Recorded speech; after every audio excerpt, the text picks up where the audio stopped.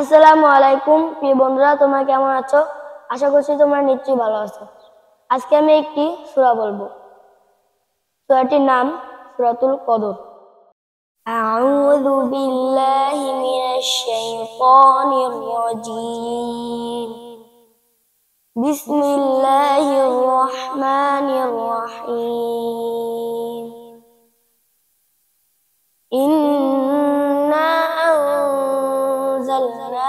في ليلة القدر وما أدراك ما ليلة القدر ليلة القدر خير من 1000 شهر تنزل الملائكة والروح فيها بإذن ربهم من كل أمر سلام هي حتى مطلع الفجر. السلام عليكم ورحمة الله وبركاته.